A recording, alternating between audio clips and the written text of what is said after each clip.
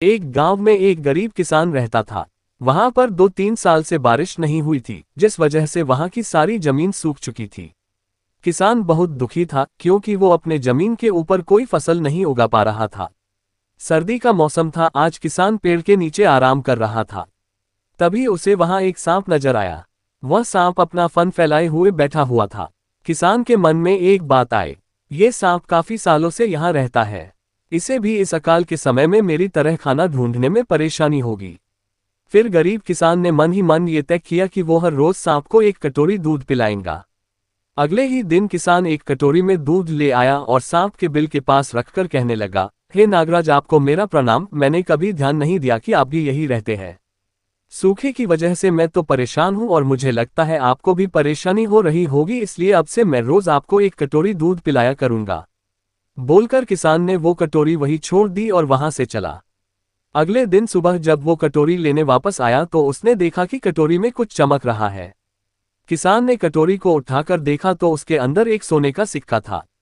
फिर किसान हर रोज सांप को एक कटोरी दूध पिलाता और अगले दिन सुबह हर रोज उसे एक सोने का सिक्का मिलता। एक दिन किसान को किसी काम से शहर जाना था और उसने अपने बेटे को ये जिम्मेदारी सौंपी। उसने अपने बेटे को कहा, बेटा ध्यान से एक कटोरी दूध सांप के बिल के पास रख देना। किसान के बेटे ने अपने पिता के कहे अनुसार एक कटोरी दूध सांप के बिल के पास रख दी। अगली सुबह उसे भी सोने का सिक्का मिला। उसके बेटे ने सोचा कि यह सांप तो बड़ा कंजूस है, जरूर उसके पास बहुत सारे सोने के सिक्के होंगे, लेकिन ये तो हर रोज बस एक ही सिक्का देता है। अगर मैं इसे मार दूं तो मैं इसके सारे सोने के सिक्के ले सकता हूं।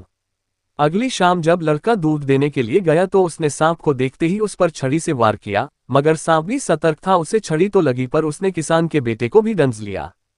सांप का विष बहुत ही जहरीला था। देखते ही देखते किसान के बेटे की मौत हो गई और जख्मी सांप अपने बिल में वापस चला गया। जब किसान वापस लौटकर आया तो उसे अपने बेटे की मृत्यु के बारे में पता चला। साथ ही वह बहुत दुखी और क्रोधित होकर सांप के बिल के पास उसे मारने पहुंचा। तभी उसने सांप को देखा कि सांप को भी काफी चोट आई है। उसे देखते ही वह समझ गया कि उसके बेटे ने सांप पर हमला किया होगा। वो समझ गया कि परिस्थिति ही कुछ ऐसी हो गई होगी कि सांप ने उसके बेटे को डसा होगा।